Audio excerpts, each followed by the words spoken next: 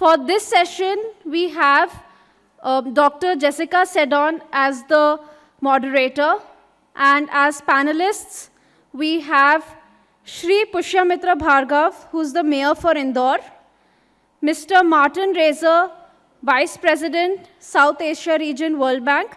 He'll be joining us virtually.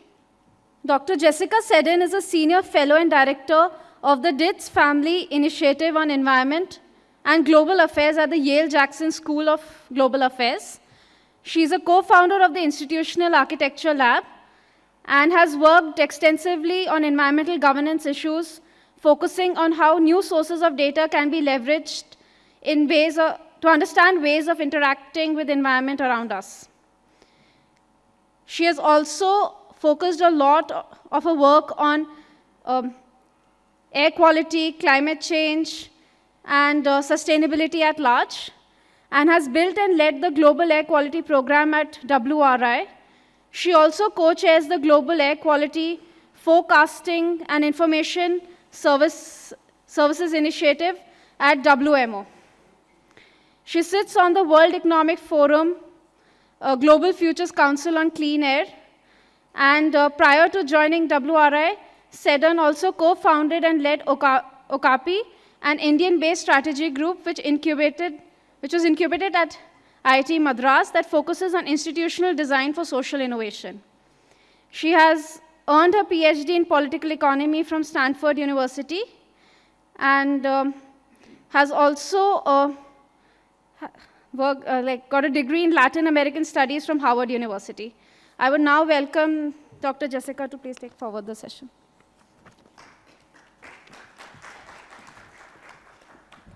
Thank you for that very nice introduction. The only thing I would add to it is that I've been extremely lucky to have been invited and welcomed to work in India since about 2001 on different aspects of infrastructure. So thank you, and it's very nice to see so many old friends. One person who I did not get a chance to meet while I was working in India was Shri Bhargav, who, as was mentioned, is the current mayor of Indore City. He has a long and distinguished career both in law and politics, and we were just starting to talk about the combination and the switch from law to politics and leadership. But one of the distinguishing aspects of Shri Bhargav's career is his attention to environmental causes, and in particular to clean air and some of the roots of clean air. He led the city's initiative to plant 150,000 plants and develop 100 urban forests across Indore. He has overseen the installation of 3 new air quality monitoring stations. He has championed Indore's efforts for converting around 2 lakh around the city's waste into powering the city's buses. 100 plus garbage vehicles run on bio-CNG. 2 lakh individuals commute via 400 plus CNG buses in Indore, which not only promotes the clean air mission, but I would say goes above and beyond what many cities have done. And I think overall, one of the key features has been both a commitment to encouraging collective action, behavior change, systems change at the city level, but also in being able to speak and to share the experiences at fora as varied as COP28 in Dubai, and luckily today with us. So without further ado, I'll turn over the panel to Shri Bhargav to tell us about what has happened in Indore, the work of working across many sectors to be able to deliver cleaner air. And not only cleaner air, but as we all know, I think Indore is one of the cleanest cities in India on the ground as well. So over to you, Shri Bhargav, and thank you very much for joining us.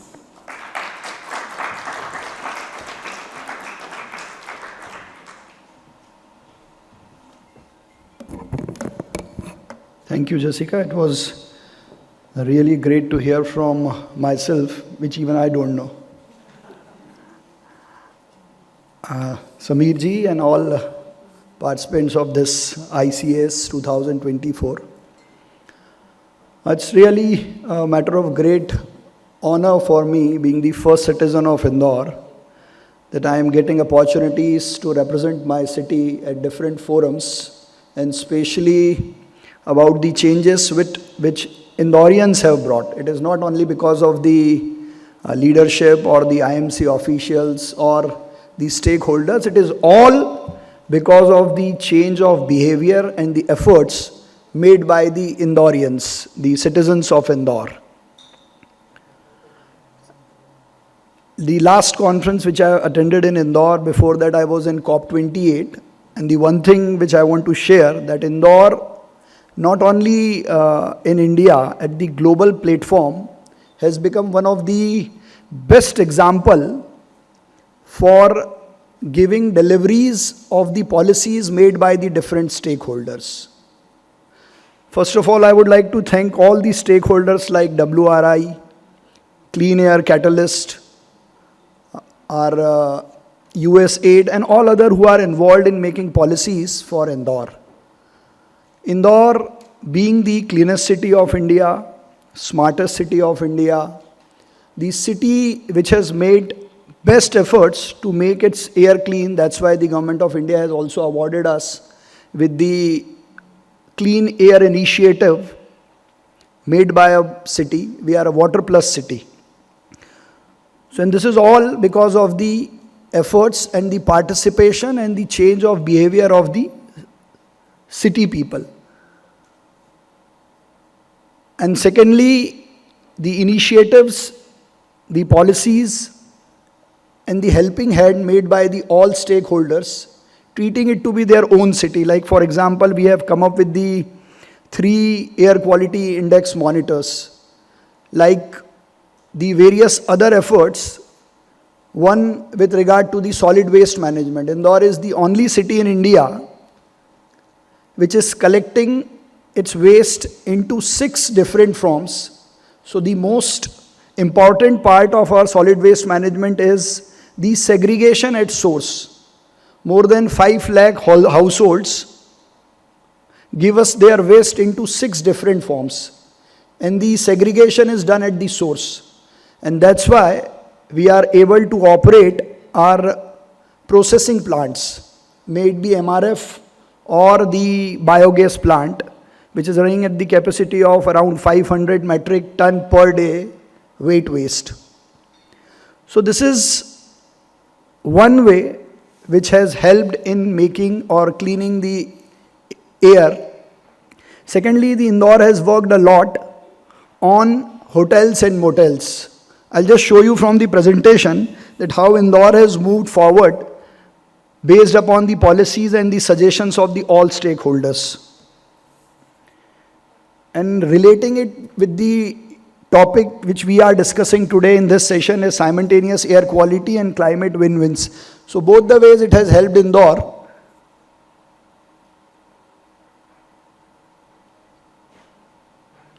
So Indore Municipal Corporation is a beacon of support and growth.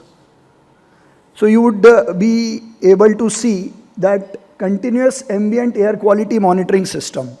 So this was the idea, suggestion and support which was given by the stakeholders like Clean Air Catalyst, WRI, USAID. And this monitoring system has exactly helped us in noting that from which point or in which area we need to work. Green cover of construction sites. It's a very small idea, but was implemented in a one stroke of a pen by one order of the collector and commissioner, that any building undergoing construction should be covered with the green net. And that has helped us in achieving the cleanest city also. So either way it has helped in cleaning the air also. Development of CNG and EV infrastructure. You won't believe in last 1 year, we have come up with 47 e-charging stations. We have made an initiative of replacing our loading vehicles which are run on diesel or petrol by transferring into EV with an incentive of 3 years charging free. We have also made efforts for providing loans to them, and that has helped a lot in converting petrol diesel loading vehicles into EV, and for that the infrastructure which was needed was the EV charging stations plus more than 50 buses, which we are running on the BRTS, which is one of the best public transport corridor in Indore, has been replaced by e-buses, and which has even provided a better infrastructure of moving outside the city. Like inter-city buses, we have provided 2 big EV charging stations at both the ends of that 2 cities like Indore and Bhopal. Average air quality index because of all this effort is 100, and which has been recognized by the Pollution Control Board as well as the Ministry of Environment, Government of India. So Indore story is always based upon the 100% success. May it be the clean air or the initiatives for the cleanliness. Like one example, that all the hotels, restaurants, motels, their fire initiative has been changed through LPG by replacing coal or wooden blocks. We sometimes do miss the smoky flavor, but the initiative to change all this running of hotels, motels by LPG has helped us a lot, and this has been done 100% in the Indore.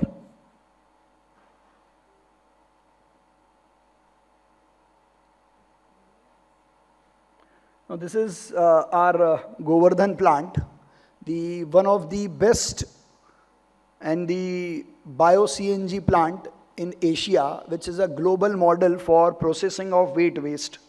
More than 500 tons of wet waste collected from more than 5 lakh households, again transferred at the 10 garbage transfer station, and from there, by the capsules, it is sent to this processing plant, which we called as Govardhan, the bio-CNG plant, and we are earning around 1.5 CR per year as the revenue out of this Govardhan plant, plus the bio-CNG in turn is used in our buses run by the AICTSL, the city transport company, which is using this bio-CNG. So this is again an example of 100% success, which is again helping us in making Indore clean in all aspects. Now this is the data with regard to the buses which I have already given. 250 CNG vehicles of IMC and 150 more CNG vehicles are lined up. The Government of India has also recently given us a new fleet of 150 buses, which will also be either on CNG or electric.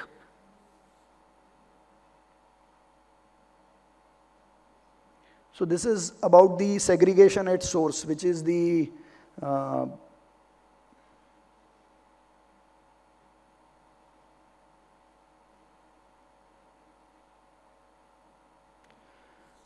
so these are the stakeholders, the NGOs, the municipal corporations, the district administration, the smart city team, the businessman, and the most important, the citizens.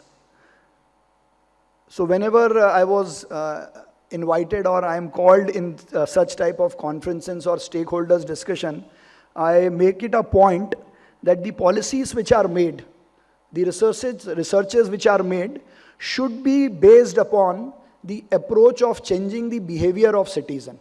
Until and unless we are able to change the mindset of the citizens or their mindset to come up with an ideas of may to face some problems, but in the welfare of the city, they should follow this idea which is based upon the big discussion. But the approach should be that it should be based upon changing the behavior.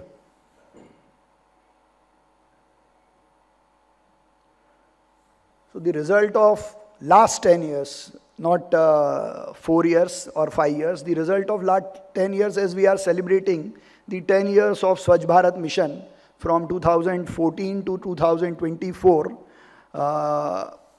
you could see in India, Indore has become the cleanest city, the smartest city, the city with the clean air, and recently on 14th June, Indore has made a world record by planting 51 lakh trees in 1 month and 12 lakh 40,000 trees in a day at one place. with a participation of more than 22,000 citizens, and that too on a barren land. So that is a world record which Indore has made for making its air clean. Like current examples of Denmark and Japan, Indore has also become a torchbearer of clean air by making various efforts, like Indore pilots projects such as introduction of electric buses and the expansion of green spaces have demonstrated the potential of integrated solutions. There are various efforts which we are now making. For example, we have started an initiative for improving our traffic congestion, and that initiative is called Traffic Mitra. At all squares, there are volunteers, those who have registered themselves. They come on the squares and make people aware that red light on, engine off. So this also helps in making air clean. Similarly, with the advice and help of the District Industrial Council, हमारा Regional Pollution Control Board, Indore is making all efforts to change the engines and the machinery being used in small scale industries by replacing them to CNG based fuel generation system.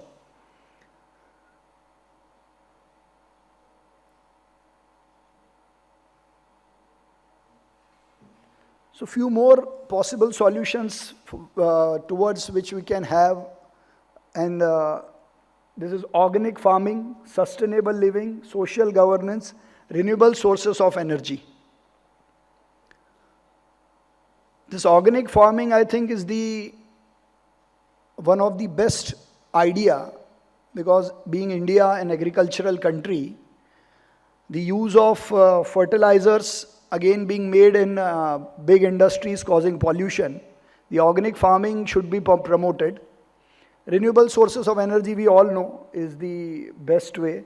This social governance, the governance based upon the making people responsible and taking their ideas for the implementation, should be adopted in policy making also.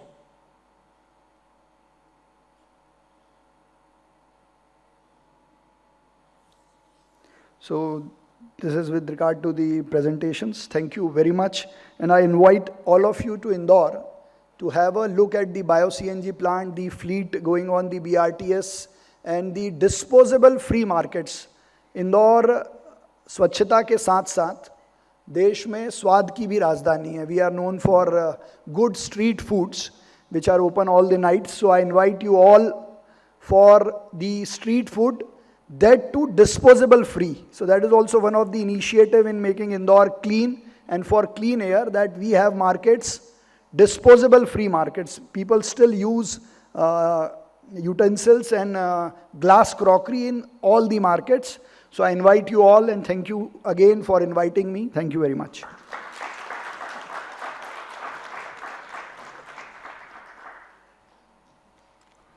So thank you very much. And I just wanted to call attention to a couple of the features of the solutions that were described there. One, the wide range. Two, the fact that social governance was listed as a solution, which as an institutional design person, I am especially obsessed with, and thankful that you mentioned it as a solution.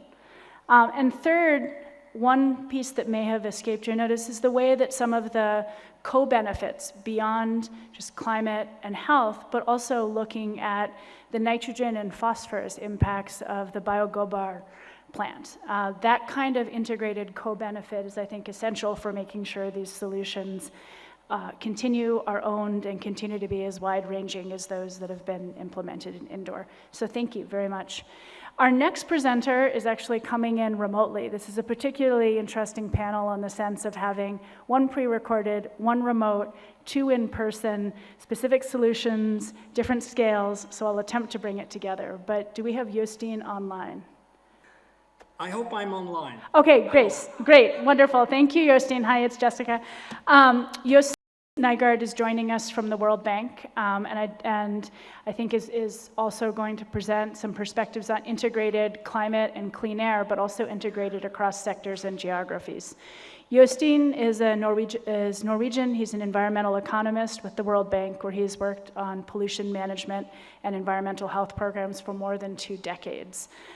He's developed the bank's methodology applied to air quality management in East Asia, as well as other regions, including Africa, South America, and the Middle East, most recently South Asia. I had the pleasure of meeting Jostein and actually talking about agriculture sector and ammonia, if I'm not mistaken. Jostein at present coordinates the bank's regional air quality management program in South Asia. And without further ado, I will turn it over to him to give us another wide-ranging perspective on air quality, climate, win-win solutions. So over to you, Jostein, and thank you very much for joining us pretty early in your morning. Thanks. Well, thank you very much, Jessica, and I hope you can see the presentation on the screen. Hope this works out, huh? Yeah, Is it fine? Yes, it's working Yeah, well. great. Good. Yeah, very good, very good. Yeah, so I'm working in what we are referring to as the India Air Quality Management Team in Delhi. I've been out there for 3 years, but I'm also back in DC and work on the global activities. And I was asked by my Vice President, Martin Reiser, to come in with some of the work that we are focusing on both in India and the overall Indo-Gangetic Plain region with the 5 countries there, also Pakistan, Bangladesh, Nepal, and Bhutan, where we are developing the largest air quality management program we ever have been engaged in. And as our Vice President emphasized, this is the highest priority of any program that we are dealing with in the South Asia region. So I want to speak first a little bit to the overall program on air quality management, and then try to link to the climate co-benefit perspectives that we are seeing. So the first thing we have done is that we have tried to work with the countries, and India in particular, to create a vision to clean up the air quality, the air pollution in the region, and particularly the Indo-Gangetic Plain that you see here, being the main area with the highest pollution concentrations, from Pakistan to Bangladesh, including Nepal, plain areas and so on. But it's also quite polluted in other parts. And what we are trying to do here is to create this vision over the next 5 to 10 years. We originally had it for 2030, but we thought we had to extend it to 2035 to make it more realistic, to build up the capacities in improving the air quality, which we see is needed in order to go on a full-fledged implementation gradually over the next, let's say, 4 to 5, 6, 7, 8, up to 10 years. This will also have climate co-benefits. On the CO2 side, we see the potential of reducing perhaps 25% of the current emissions based upon the implementation of this program. Black carbon, we believe we can mostly eliminate black carbon, and also on the methane side, and also on the health impact, that we can reduce the premature mortality related to air pollution with probably around 50% over the next 10 years, something like this. What we started with was to define the airsheds in the region. So we are both looking at the transportation of the particles throughout the whole region, and then take into account the geography, and how basically pollution are being trapped in different parts of the region. And here we see particularly the heavy clouds hanging over the Indo-Gangetic Plain as the main in the region.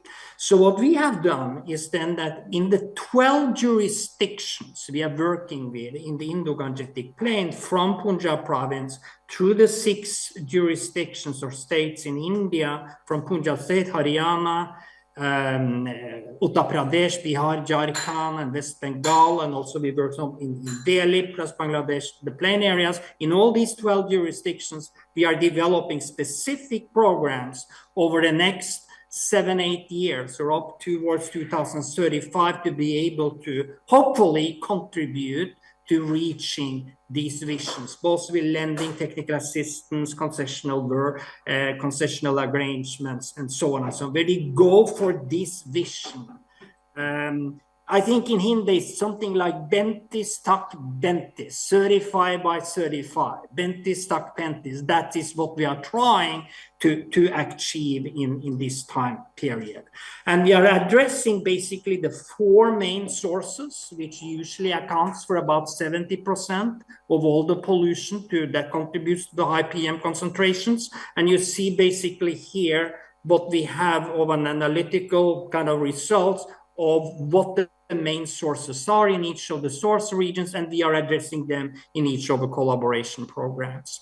Now, what we also see is that we really need to have that focus on the multi-sector interventions in particularly the Indo-Gangetic Plain areas. So you see here the source contributions that we are focusing on in each of the main sectors here, with the power generation, the large-scale industry, the mobile sources, the residential and commercial sources, the fertilizer use. That was just mentioned. I heard that when we came in, very important, open burning of agricultural residue, and so on. So there's not an easy way to tackle this. We are addressing all the sources, okay?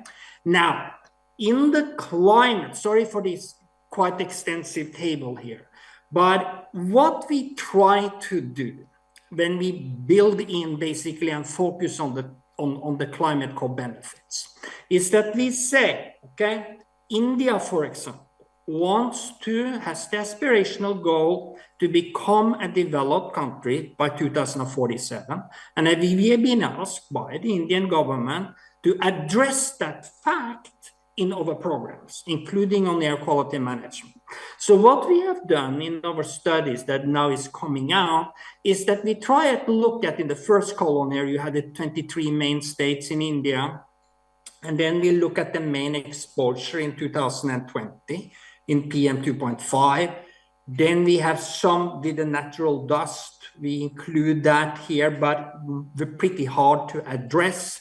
Then we set the initial target for 2047, okay? And that we basically have as a target to reach at an average about 20 PM 2.5 throughout India by 2047, which is basically what the developed countries today try to achieve in an developed country context, okay?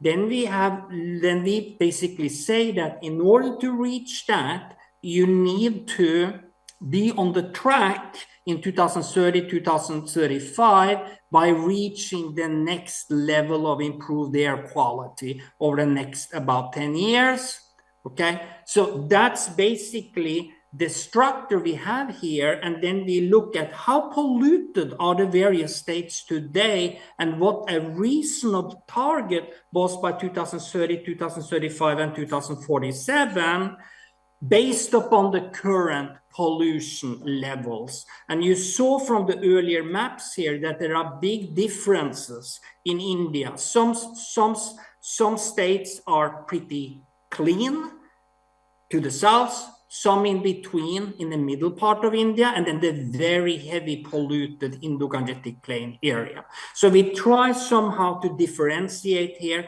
to set diversified targets, okay?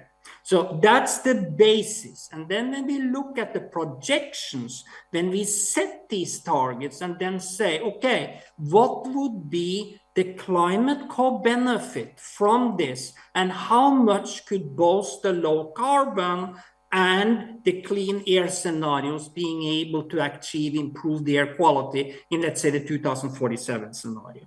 So this is what we have here. We're starting out in 2020. Then we look forward to 2047. And then we say in the next bar here, impact by economic growth. If you don't have any activities going on, any pollution control activities going on, it will increase up to more than 70 if you go to the average for India.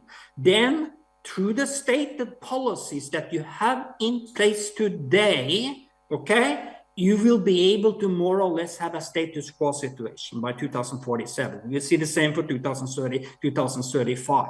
So this is important. It's an important message that I don't think comes sufficiently through, is that through the current policies, you are actually able to have a status quo situation or start to slowly level off.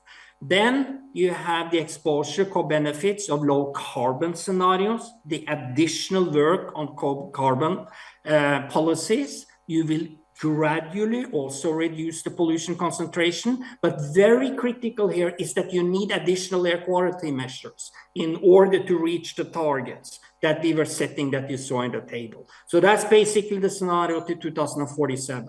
If you look closer to 2030, you will see the same pattern here, logically, that without all the interventions, all policies you have in place, it would be a much worse situation in 2030.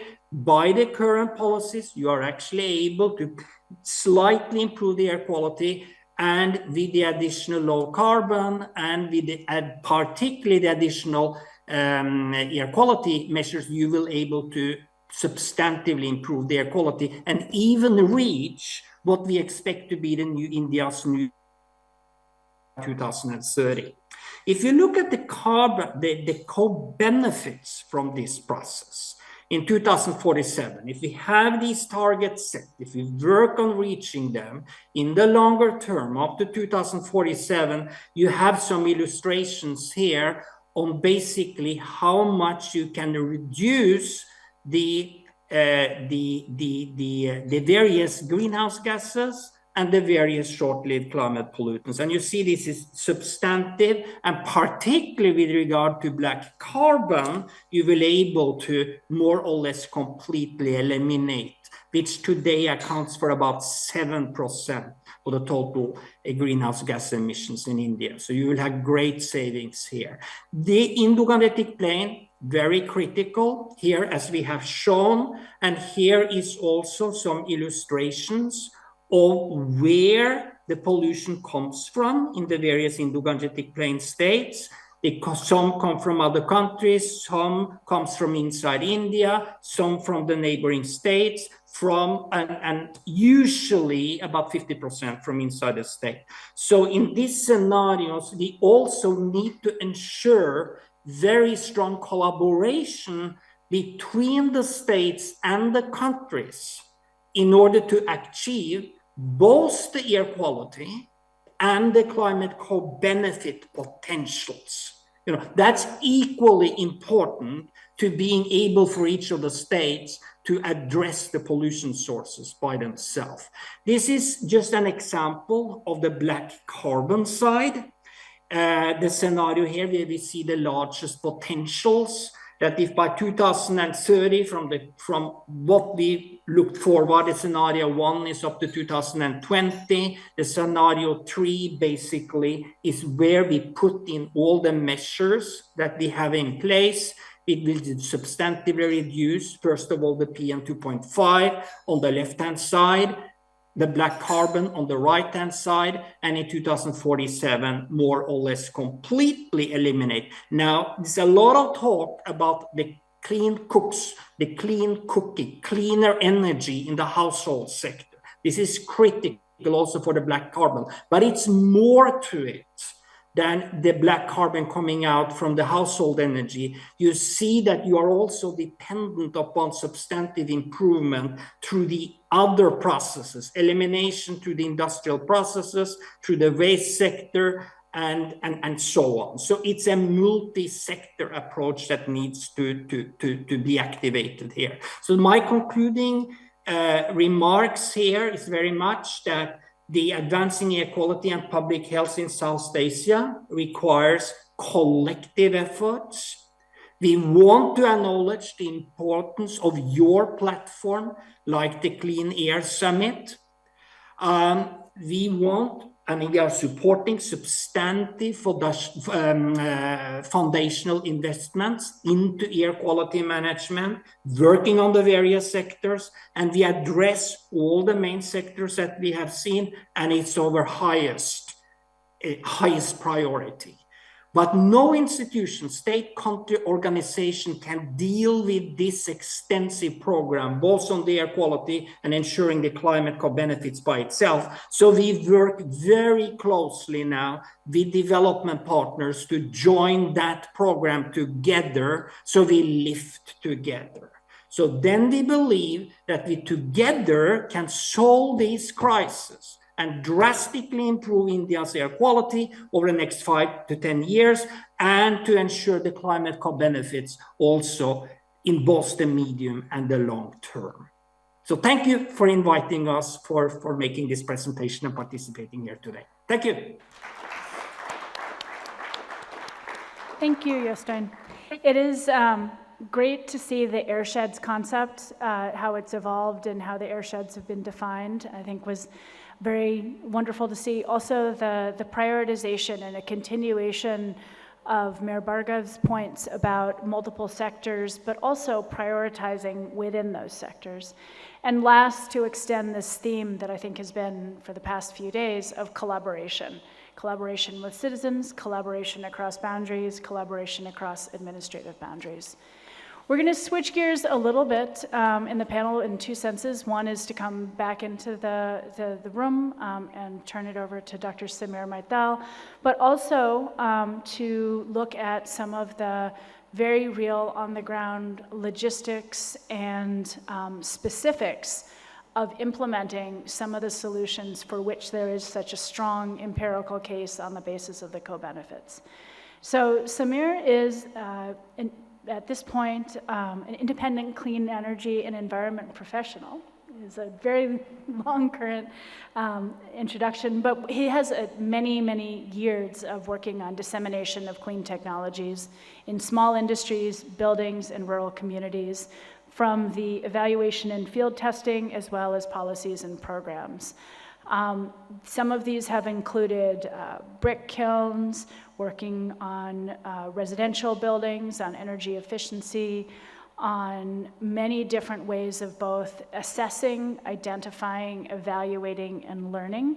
And I'm hoping that he can share some of that experience with the win-wins for a very particular and very important constituency and group of stakeholders. So over to you, Samir. Thank you very much.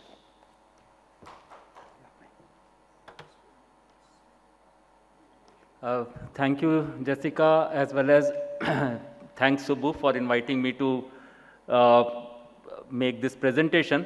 And I would just like to start from what yesterday evening we heard Mr. Gogoi talking about, having a different approach to handle air pollution from small industries. And also in the previous presentation by World Bank, we also saw that in the Indo-Gangetic Plains, the small industries, fossil fuel using small industries appear as an important sector. So I will be talking about one of the industries, but this is not the only industry. The lessons from this work can also be replicated in other industries as well. So if you look at the Indo-Gangetic Plains, we have rice mills, we have jaggery making, we have pottery kilns, we have ceramic kilns, all of them much smaller compared to this sector which I am going to talk about, but almost similar characteristics. So let us just talk about the brick industry.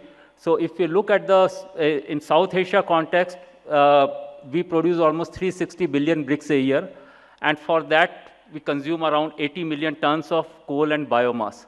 So which, like, for example, like cement industry in India consumes maybe around 10 to 15 million tons of coal.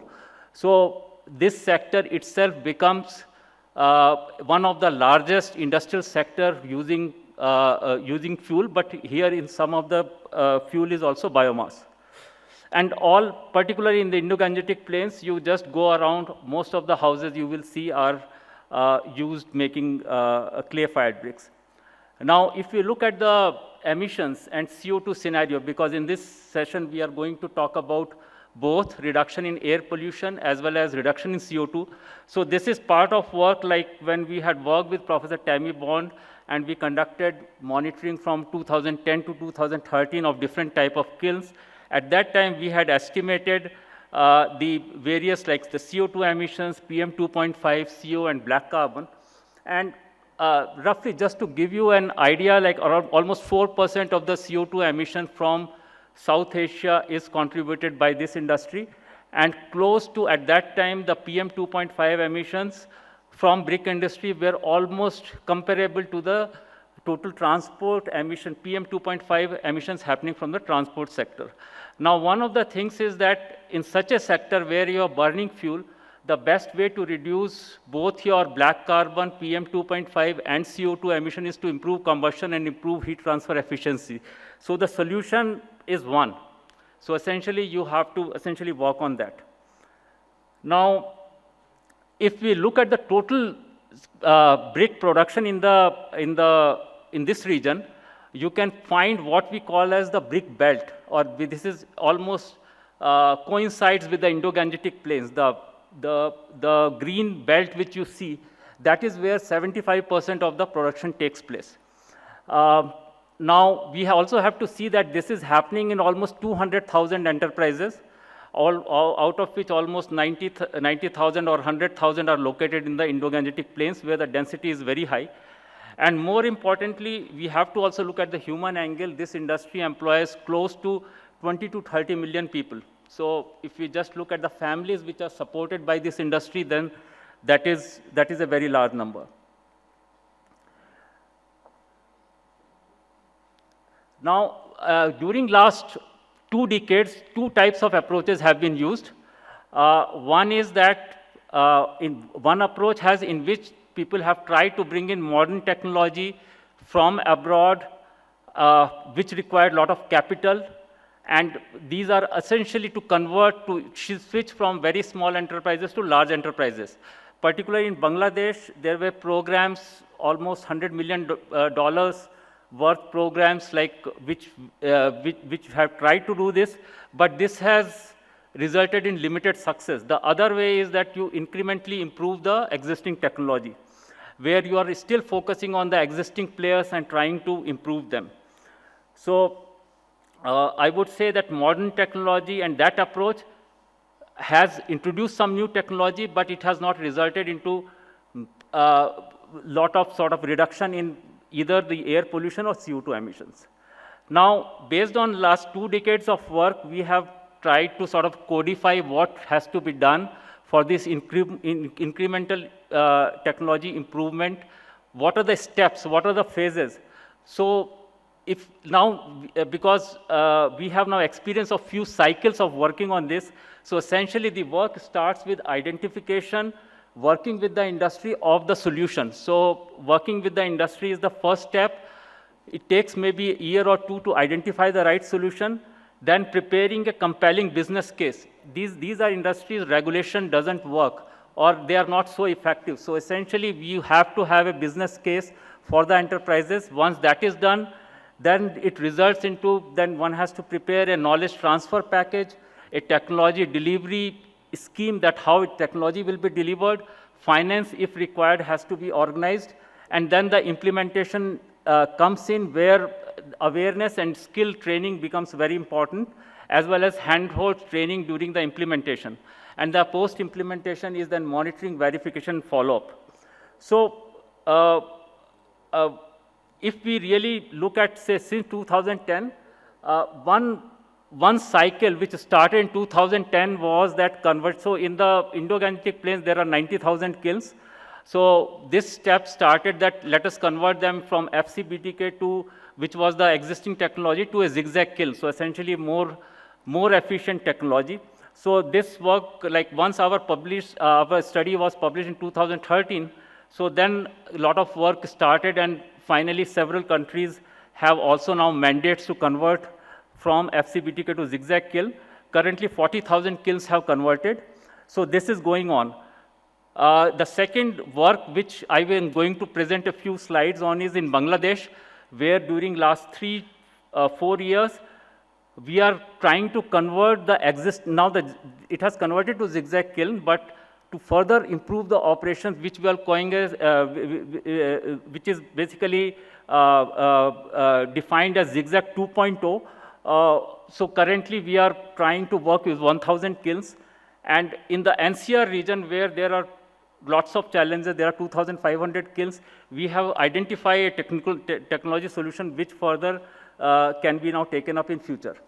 So very briefly about this work in Bangladesh. So the work started in 2021. It started with baseline. So this work is essentially led by Professor Stephen Luby from Stanford. And then there are multi-partner teams, and it consists of anthropologists, social scientists, public health experts, persons like me from technical background. So it is a multidisciplinary team.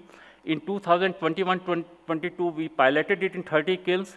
Then we conducted sort of first randomized control trial, which involved 300 kilns where we tested the solution. And now it is being disseminated in 1,000 kilns. So the technology package essentially consisted of 5 improvements in operation. So changing how the bricks are stacked, how the fuel is fed, and to reduce the heat loss from the kiln. Now, so one of the important aspects, as I have told you about the life cycle of these kinds of projects, is then you have to have a lot of trainers on the ground, because they have to further train the owners and the workers. So the first part was the training of trainers. So this was done by the Indian team, where we had training on various things. So we had 3 different types of training packages: the training for owners, the training for workers, and training for monitoring. So these were the 3 different training packages. Then the second part was to impart this training to workers. And there is a very small window of 1 month in which all the workers have to be trained, because this is a seasonal industry. So it starts in November.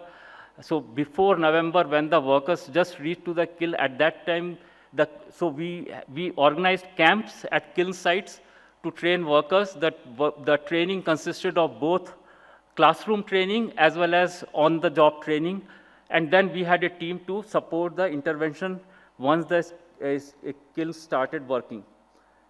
Then 4 months into the work, then we conducted the main so we had several round of monitoring, but this was the most important, where we monitored performance of kilns. So we had, for each kiln, there was a 36 hours monitoring which was conducted. And so we had finally monitored 276 kilns, 138 kilns which have adopted the interventions, 138 which were operating with the existing operating practices, and we measured some of the important energy and environment parameters. Now these are some of the results. The specific energy consumption, which is the energy used for firing 1 kilogram of brick. So we recorded almost 22% reduction in this. If we look at CO2 emissions, 21% reduction in CO2 emissions. If we look at PM 2.5 emissions, again a very significant reduction in PM 2.5 emissions. We also recorded the combustion efficiency, so again improvement in that. And from the economics of the enterprise, the important thing was that the bricks which are fired, they are graded into different quality, and the class 1 bricks which reaches the right temperature gets the highest price. So the quality of the percentage of class 1 bricks increased to almost 90%. So that means the revenue of the enterprises also increases. So typically an enterprise which has gone through this process has at least, like in Indian rupees, at least 30 lakh profit per year. It has increased. On the other hand, the investments were not much. So just to summarize my talk, as we look at the emission sources, we will find that there are lots of small industries. Several of them are fuel-intensive industries which are using which are using solid fuels. They are important for socio-economic development. They are very important for employment generation, but they may be an important source for air pollution and GHG emissions. Perhaps to begin with, I think we require an incremental technology improvement approach in which are based on solutions with a strong business case, so that we don't have to rely on regulations, and we do not have that regulatory capacity to even implement our emission standards in these kilns. So it has to be something which is beneficial for the industry. we need to have an effective skill and technology delivery system, and so that we are able to reduce both air pollution and as well as CO2 emission. Now, some of the important elements of this work is that partnership with the industry, sustained grassroots work by the multidisciplinary team, so you really require good, motivated team on the ground, as well as high quality scientific and professional input, because a lot of our work has, once we measured real-time black carbon emissions, we were able to know what is happening with the combustion, and that's what helped us in really suggesting specific solutions. Now, basically, I would like to pitch that how can we create a platform of key players who can basically galvanize support for such a work. So I think we know the solutions. And as in the last presentation also, it was said that, so let us take a time frame of next 5 to 10 years, and it is possible that we can significantly improve several of these industries if we really work in a mission mode. So I would like to just acknowledge many, many partners, like during last 20 years, worked with variety of partners, right from academic institutions, industrial bodies, as well as several NGOs, governments. So whatever I am presenting is essentially all based on the contribution of many, many partners. Also, just like to share this, this is a, what I'm calling a zigzag 3.0. So this is a kiln which we just monitored 2 months back with Professor Ghazala Habib from IIT Delhi. We have now done the black carbon monitoring. This is a kiln in which the emissions, the black carbon emissions and PM 2.5 emissions are just 1/4 compared to traditional kiln, and we are hoping that we will be able to scale it up. Thank you.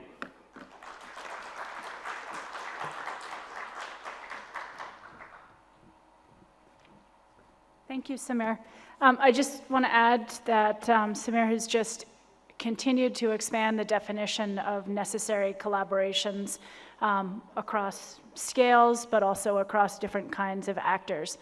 Also to point out that the K in the Green Tech Knowledge Solutions Private Limited, which is all too often abbreviated as GKSPL, that K for knowledge is incredibly important, and not just the knowledge of the solutions, but the evaluation and the learning about how to implement them and how to continuously improve them. So thank you very much for adding to the perspective. I wasn't looking at you to stop talking, because this is exactly the kind of collaboration that we want to encourage. We'll go to our final speaker, Professor Chandra Venkatharaman, who is joining us across time and space, actually with a pre-recorded talk on another win-win solution, and then we'll move into question and answer, including questions from the group that's joining us online. So Professor Chandra Venkatharaman is someone who many of you, I'm sure, know, but just in case, is the Shobha Dixit Chair Professor of Chemical Engineering and Climate Studies at IIT Bombay.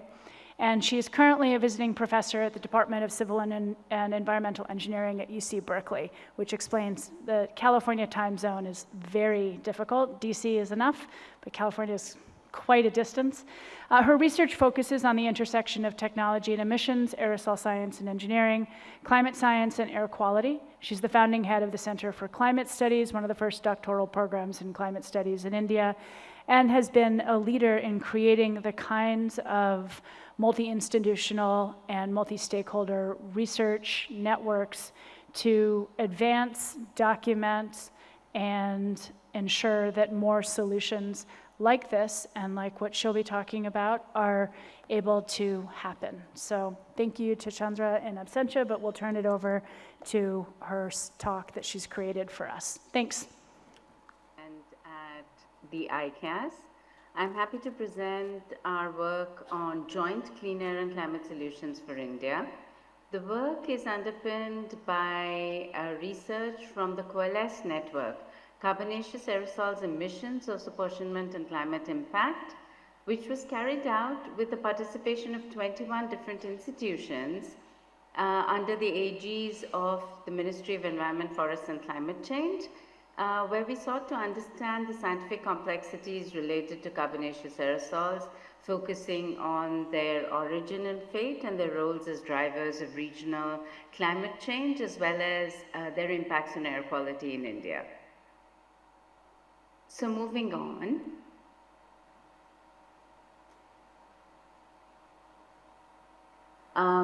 This research was conducted by over 40 investigators and 85 researchers. This is their work, and I hope to talk about the wins for climate and air quality in India.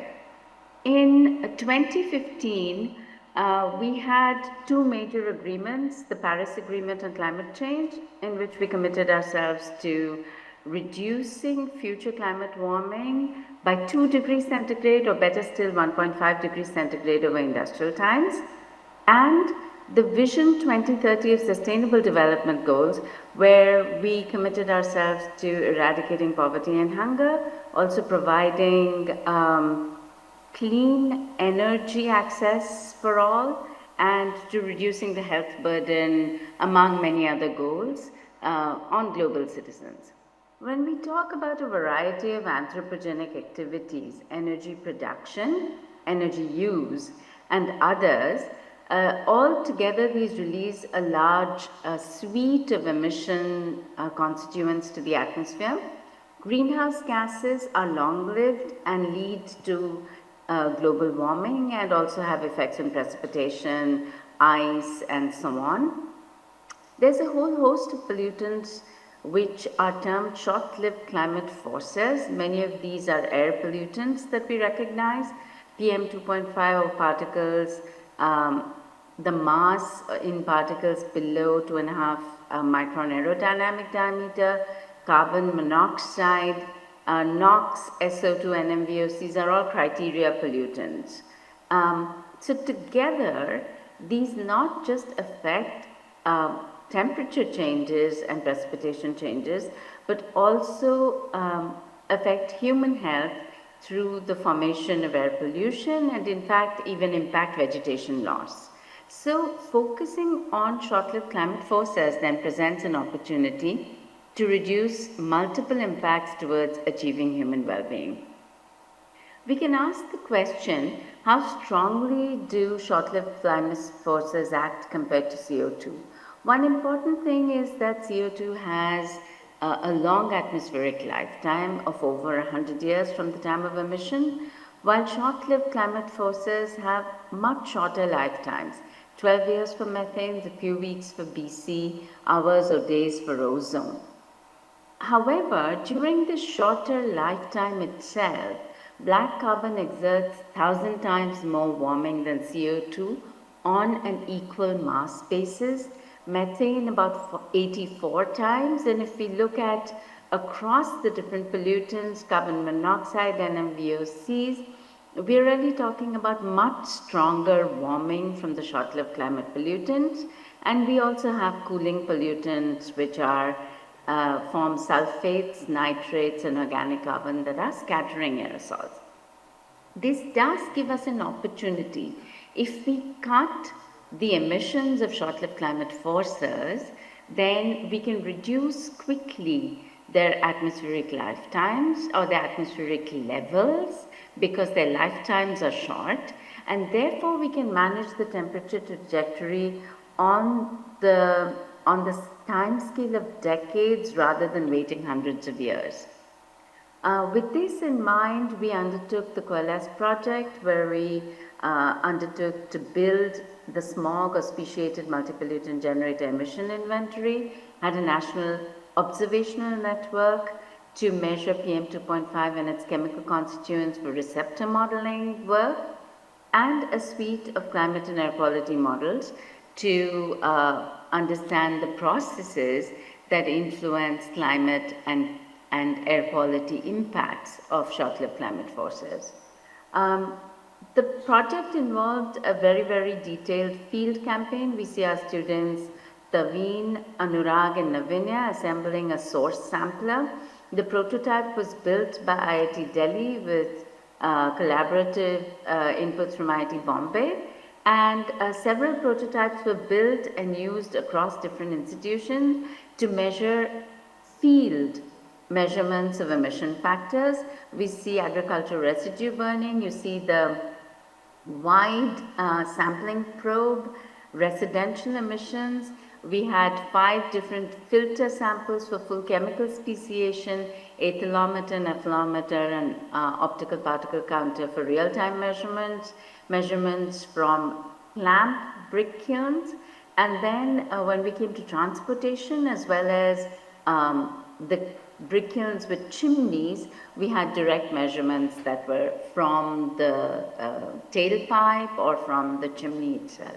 So these are all the different sectors where measurements were made, and there were field campaigns that were conducted in many parts of the country.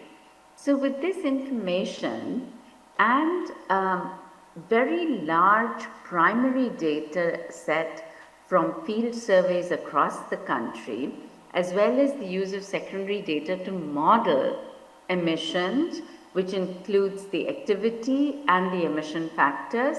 We had methodologies, new methodologies for the sectors listed here, as well as improved methodologies for others, to build the emissions on a scale of 5 kilometers all over India.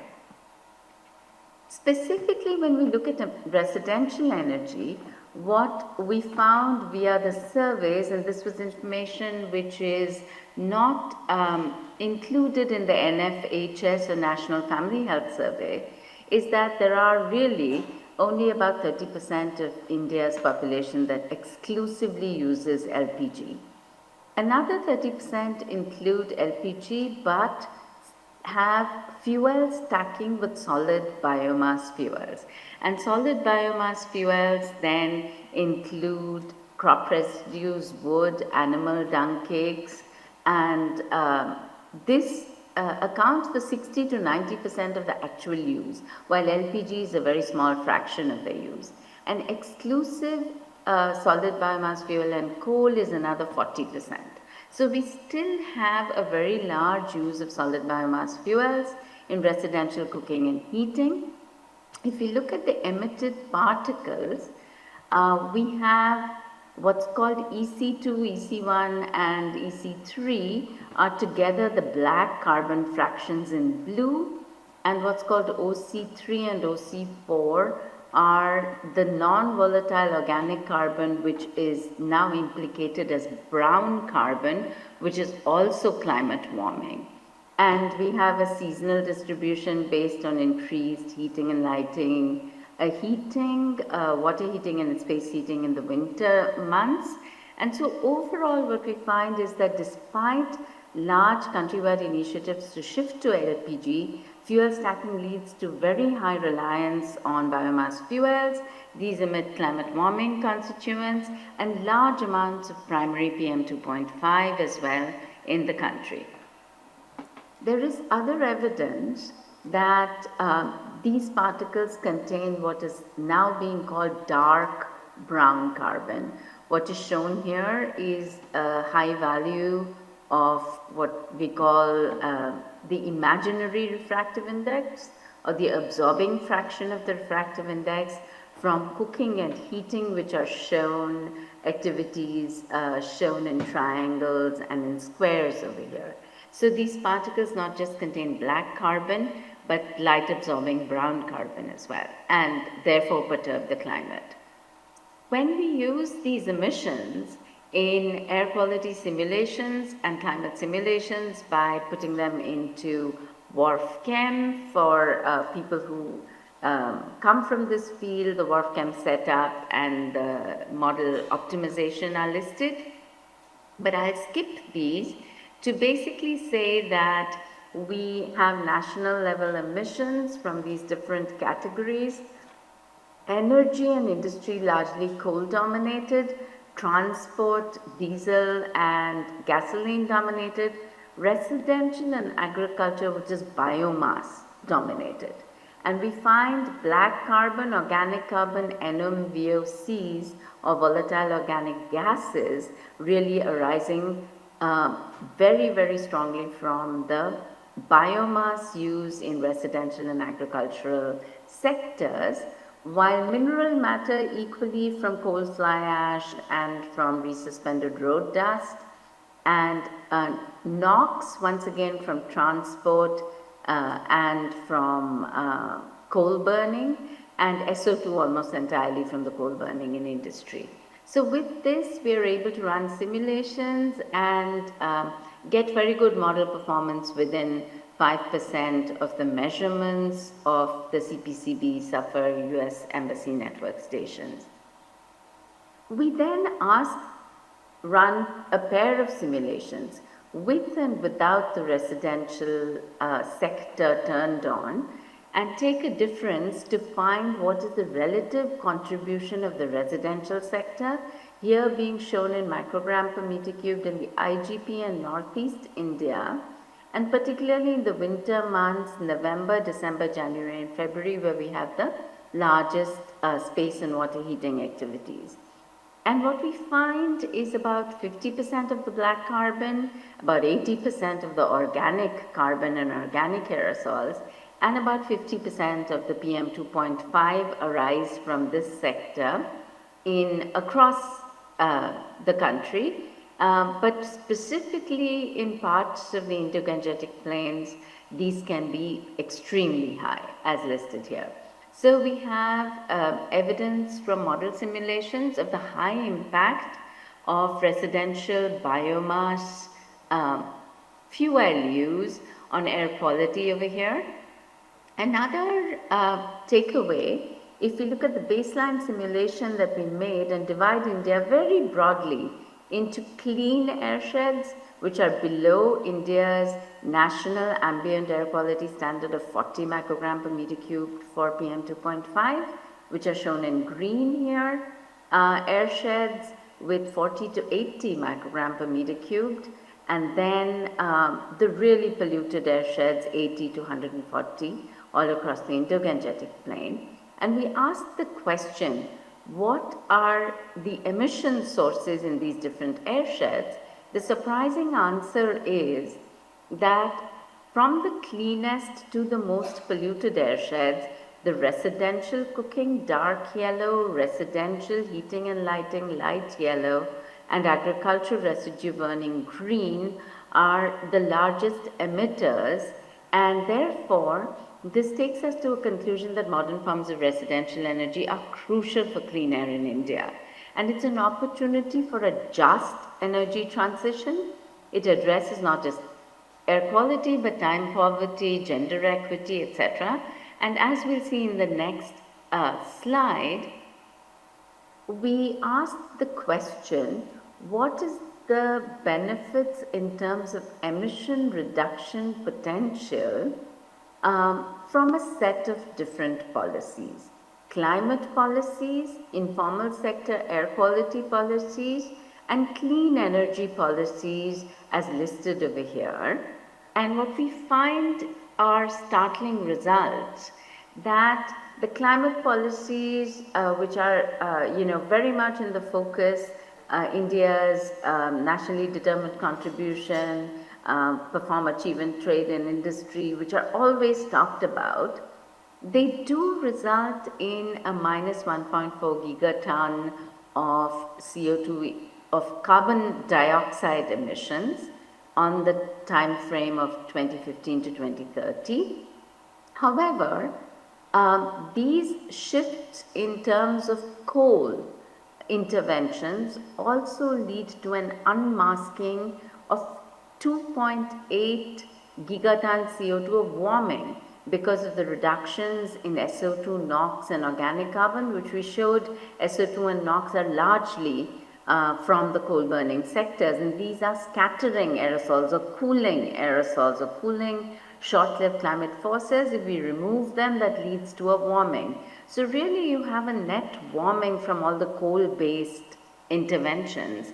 However, if you look at the biomass-based interventions, brick manufacture, agricultural residue management, and the clean energy policies which come from the Pradhan Mantri Ujjwala Yojana and the Saubhagya Yojana, these are reducing short-lived climate forces, black carbon, methane, NMVOCs, and carbon monoxide, leading to a negative 1.8 gigatons of CO2 equivalent, or really a cooling because of the removal of these warming pollutants. And what is more, the clean energy and the air quality, which is the yellow and the brown, really constitute also 70% of the reduction in primary PM 2.5 emissions, leading to almost 6 million tons of reductions in PM 2.5 emissions. And so to conclude, here we find that residential energy use continues to be dominated by biomass fuels in India, and the aerosol emissions contain large amounts of climate warming black and brown carbon, and the phase out of solid fuels has been recognized worldwide as the first measure to reduce air quality. However, the traditional focus has been on coal, and we find in fact that residential biomass fuel interventions not just offer the potential for air quality improvements, but also large reductions of black carbon, methane, and ozone, and therefore large reductions in climate warming. So based on this analysis, we can conclude that modern forms of residential energy are absolutely the central intervention to delivering rapid climate and clean air benefits to India. Thank you.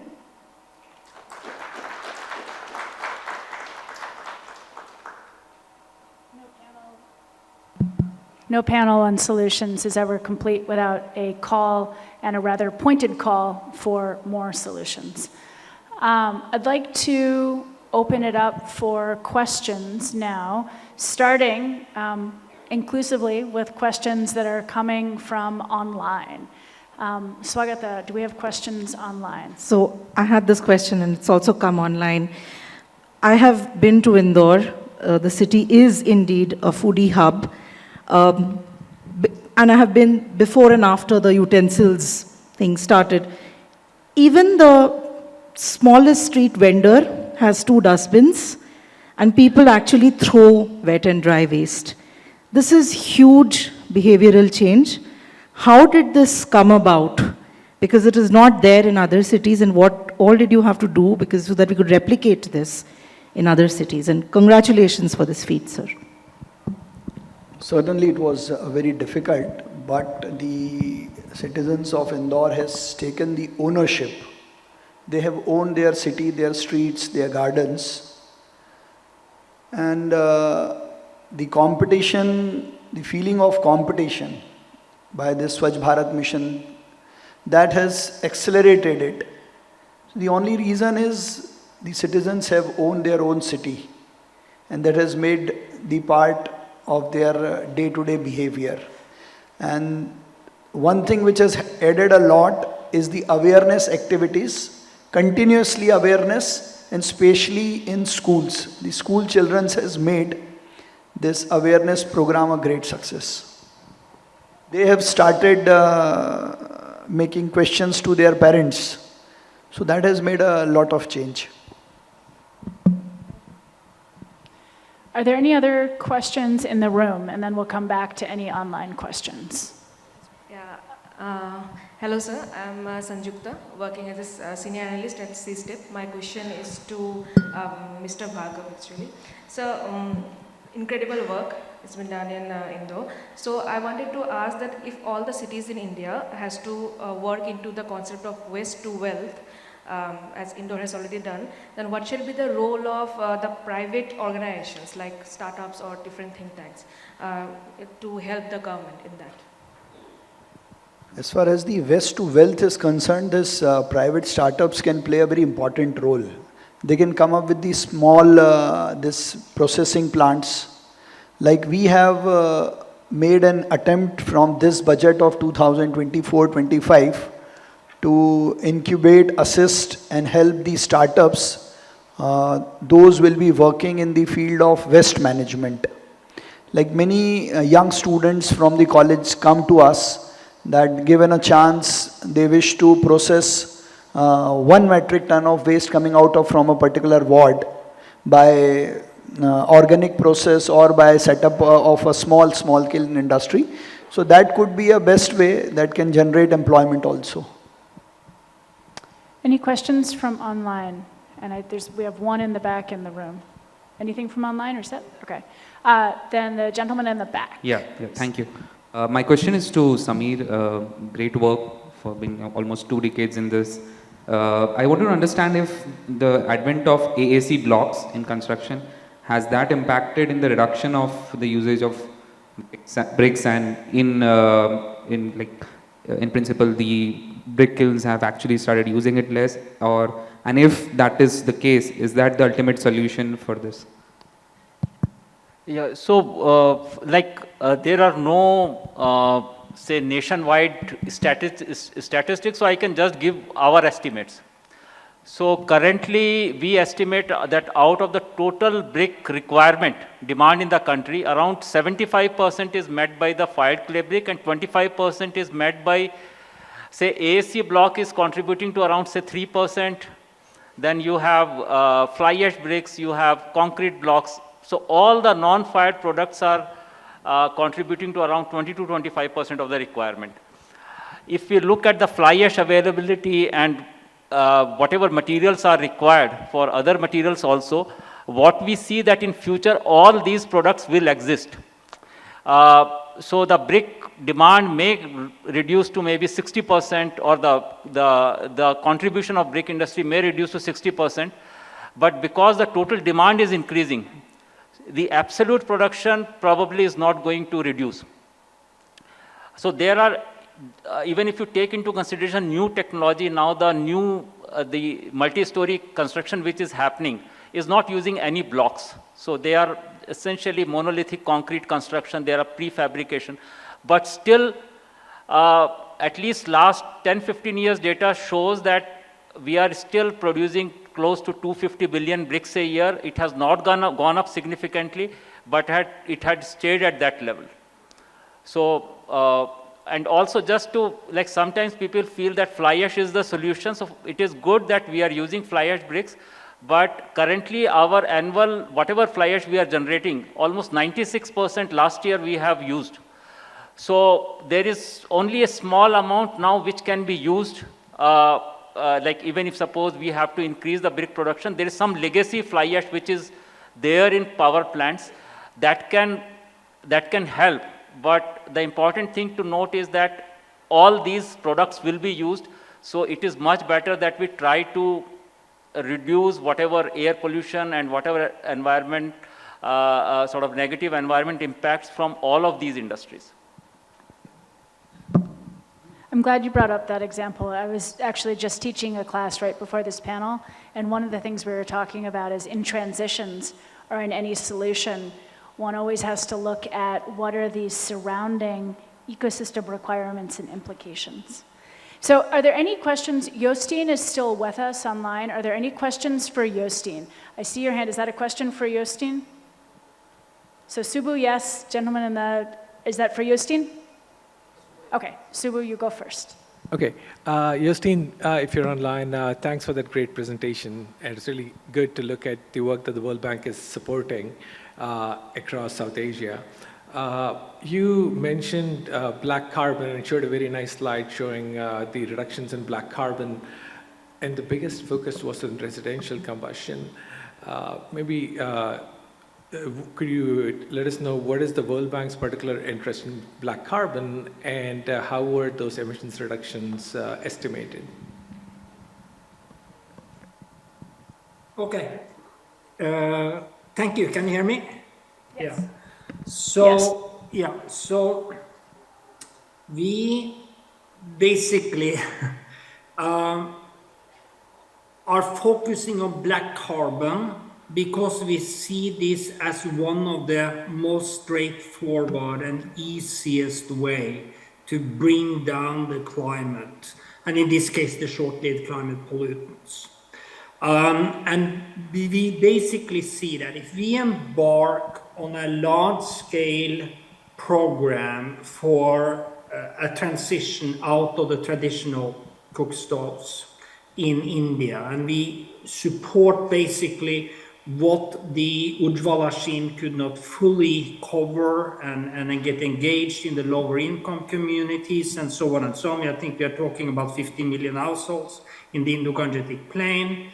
So our interest, of what our advice is that we could embark on a large-scale program where we, within 5 to 10 years, could basically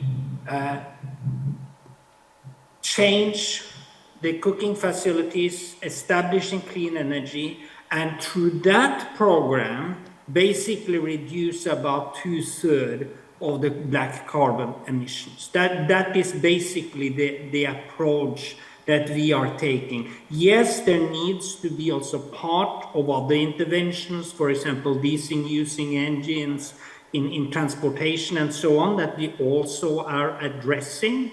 But we really think that if we can have an effective program, particularly towards the household energy part of the transportation and so on, we could in 5 to 10 years basically reduce the black carbon or almost eliminate it. We then would reduce approximately 7% of India's total greenhouse gas emissions. So that's the approach we take, because we think this is, compared with many other interventions, one of the most straightforward and easier interventions. So as excited as I am to hear both aerosols, short-lived climate forcers, and household energy come back into this central discussion of the win-wins, I actually have a question for Jostein and for Sri Bhargav about airsheds. So as a city within an airshed, obviously you're the mayor of the city and you're not the mayor of the airshed. What would you see as useful policy or institutional changes to be able to influence and collaborate with the rest of the airshed? So that's the question for you. And the question on the airsheds, as you map them, Jostein, what is, in your mind, the most straightforward pathway to putting somebody in charge of that region that is not currently really assigned to anybody? So, Sri Bhargav, what would help you exert airshed influence? I think the initiatives already being taken by the stakeholders is already playing a very important role. And as far as this airsheds from the western side is concerned, they have made many good initiative and efforts. If that can be translated or can bring to our side, will be a very great help. Thank you. Jostein, airsheds. That's, the question that is so critical, and that not only India or the Indo-Gangetic Plain states is struggling with. We worked on this for 10, 15 years in China, we worked in Europe, we worked in North America. It is the issue in all airshed management. So it's not straightforward, but the way we see it and the dialogue we have is that the Ministry of Environment, Finance and Climate, MOFCC, they need to basically bring the Indo-Gangetic Plain states in India together, and that they agree upon the way they should collaborate, to set up the institutions, to set up the steering committee, to set up the secretariat, to set this up in a way that the states comes together.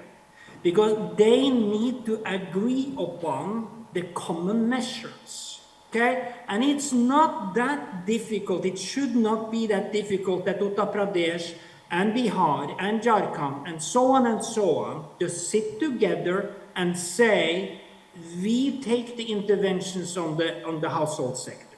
We agree to have all the transportation initiatives done together for, let's say, trucks.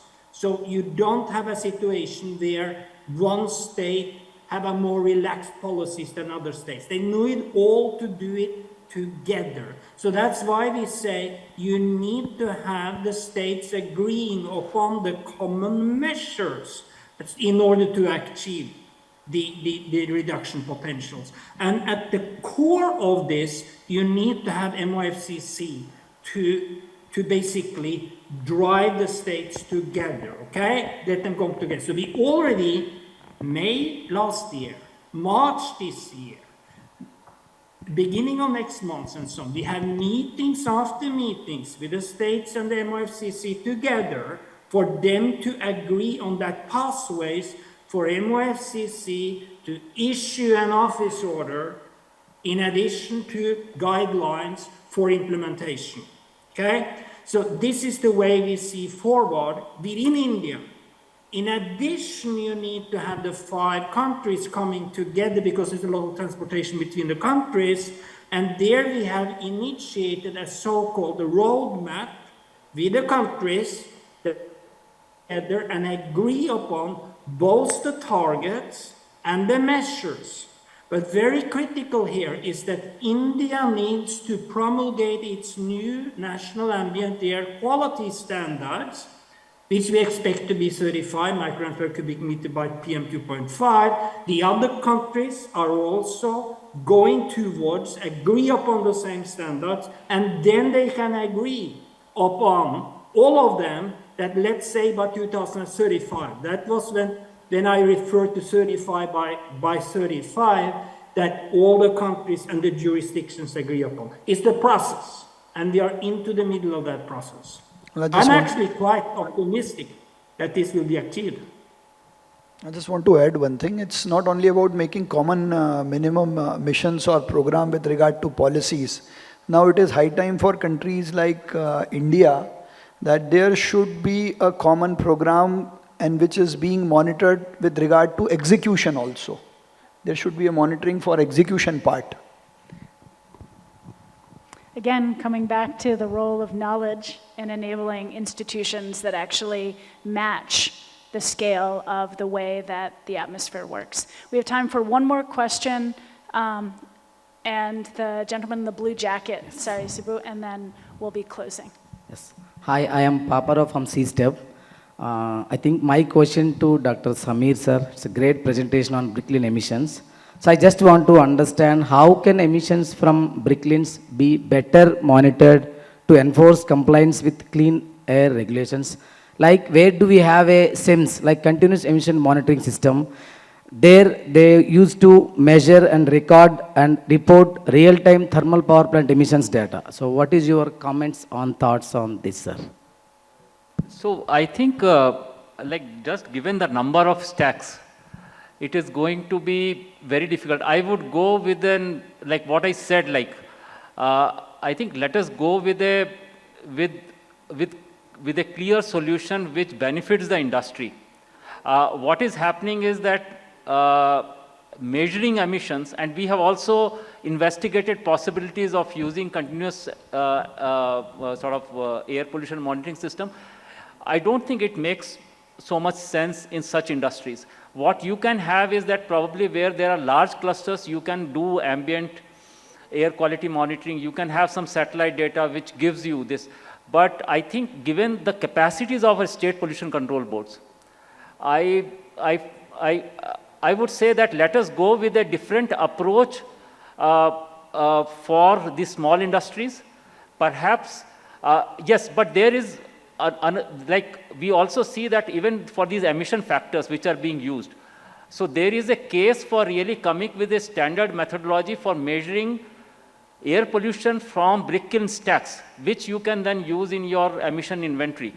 But I think making monitoring as the primary tool to implement a regulation, perhaps that may not be very suitable in our context. That is my view. So I didn't plant that transition from implementation to enforcement question, but it worked out quite well. And I think with that, we'll close the solution session. It's been quite a wide-ranging session. Thank you very much for the differences in scales, perspectives, institutional aspects, specific solutions priorities, and as always, the call for more knowledge, more governance, and further attention to prioritizing in a truly science-based way, looking at both the greenhouse gases, the health impacts, the climate impacts of aerosols and short-lived climate forcers, including the particles. So thank you very, very much.